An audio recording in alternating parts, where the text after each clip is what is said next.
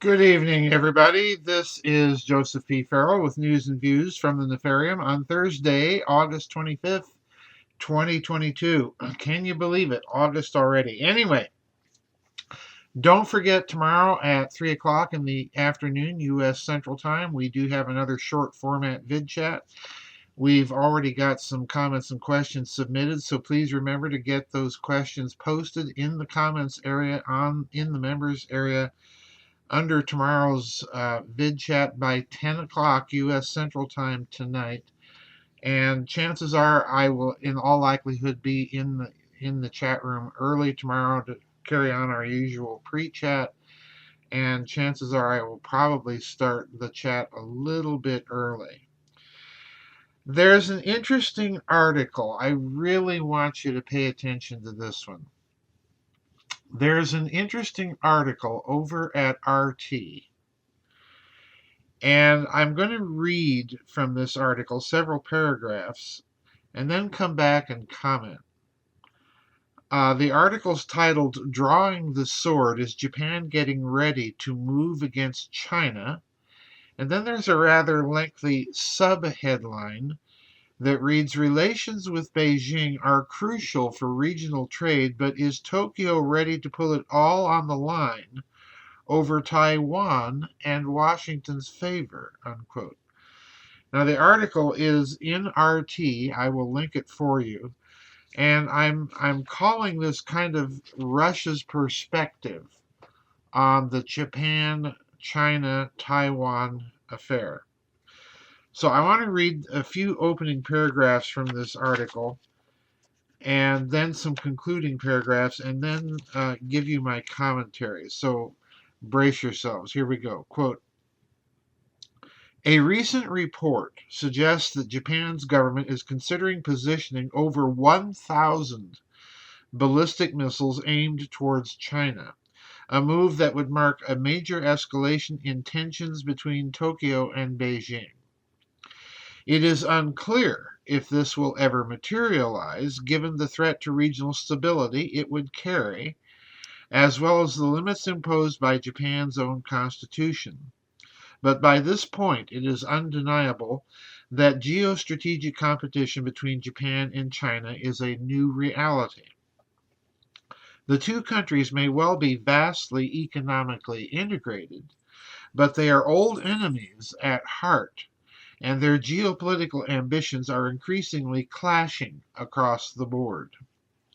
The rise of China threatens Japan's once dominant position in Asia, not least in terms of disputed territories, which, if Beijing succeeds in retaking, would strategically checkmate Tokyo.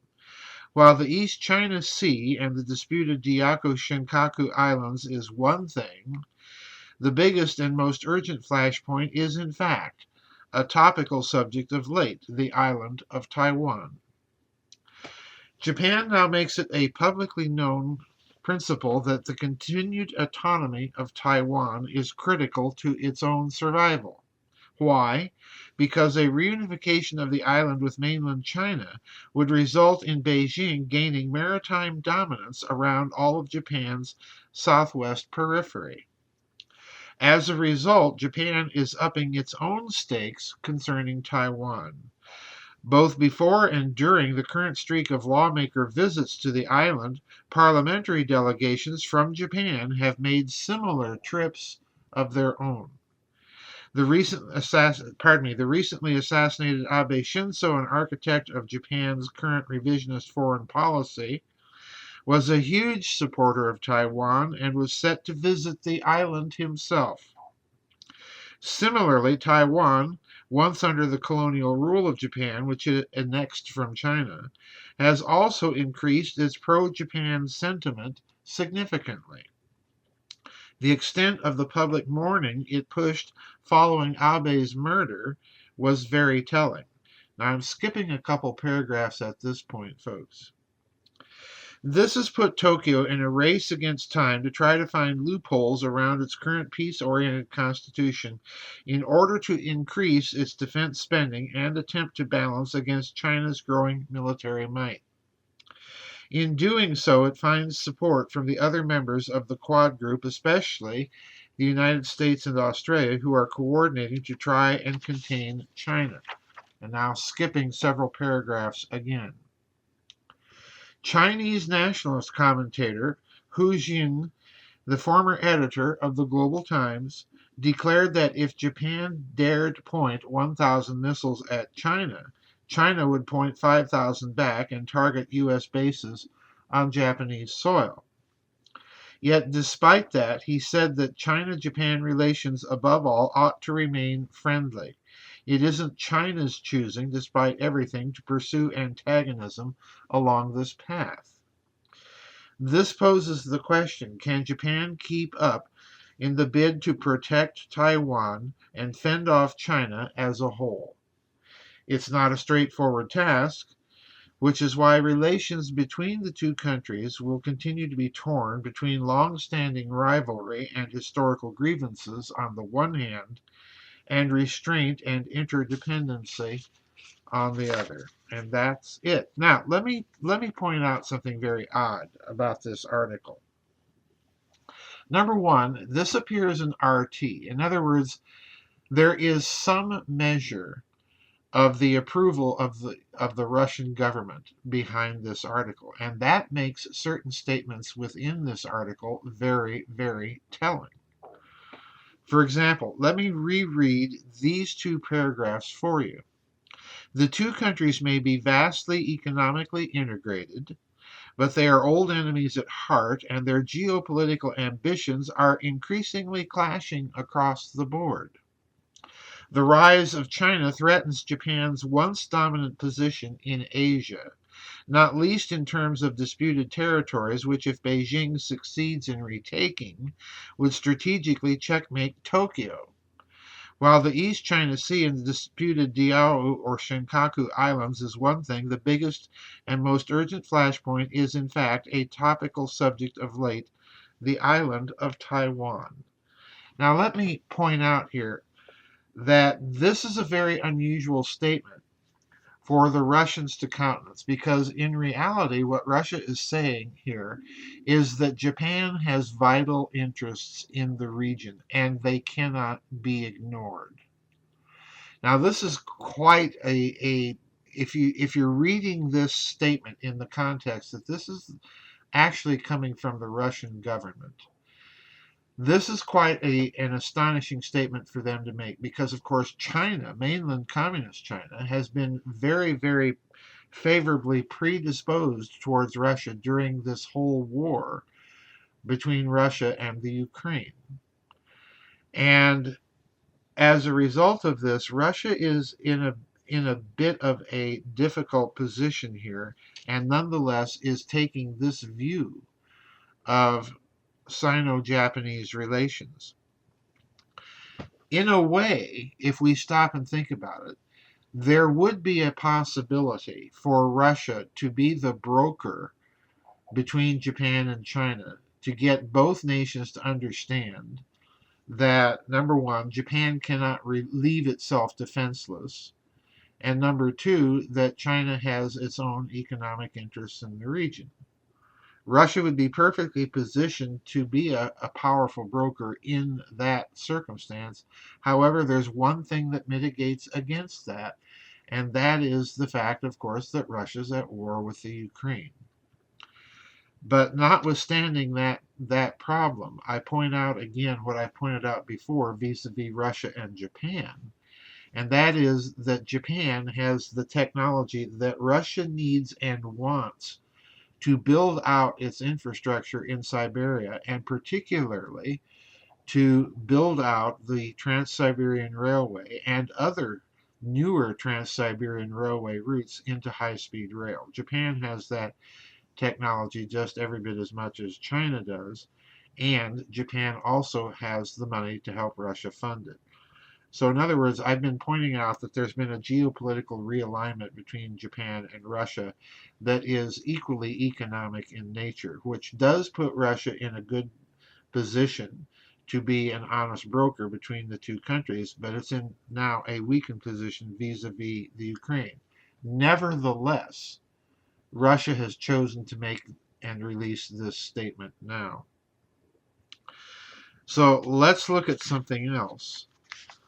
We've pointed out before, and let's go to those bottom paragraphs, that if Japan were to point 1,000 ballistic missiles at China, China would point 5,000 ballistic missiles back and target U.S. bases on Japanese soil.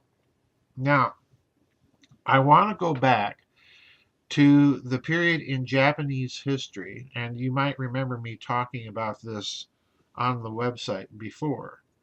I want to go back to the period of Japanese history before the accession of Shinzo Abe to power, and this would have been during the late Obama administration, circa the year 2012-2013. It's in that time frame that Japan began to publicly reconsider its policy towards China.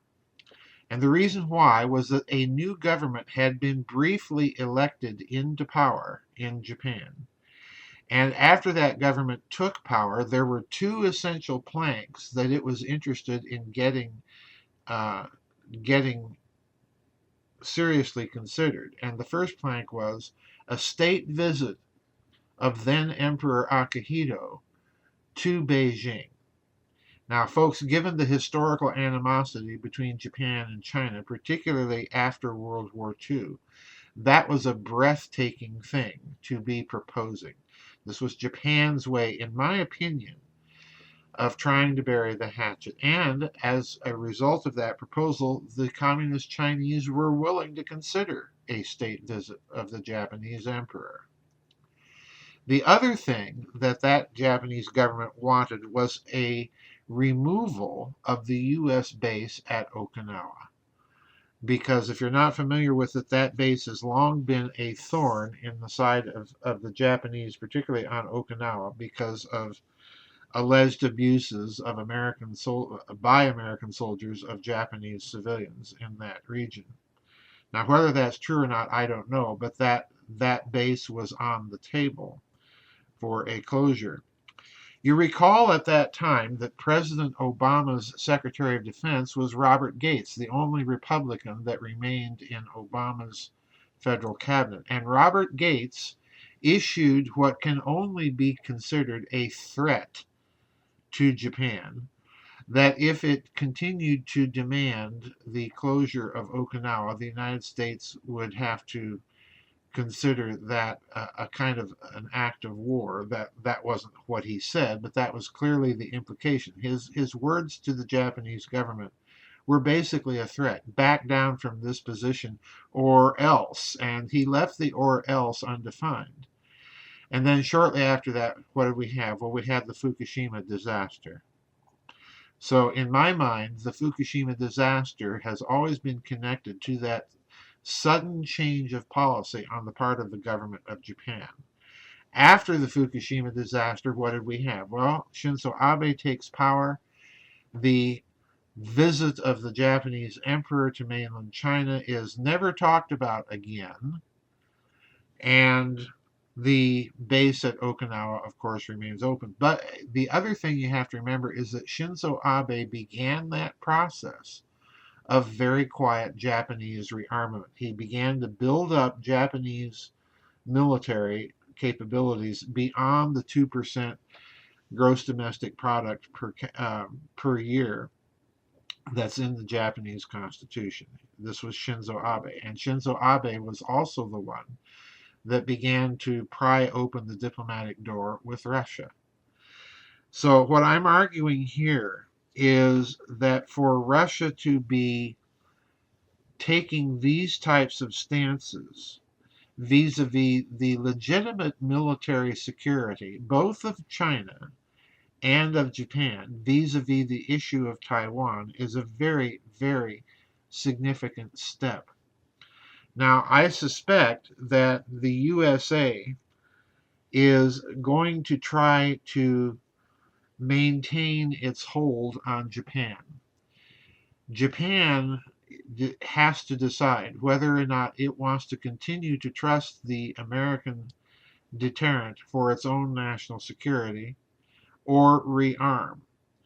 I suspect that in the long run, nothing has changed since Shinzo Abe's days, and that Japan, like it or not, is going to be considering the strategic calculus of all of this and fundamentally decide, all right, number one, we do need to have a sufficient military that can act as a deterrent against Chinese aggression.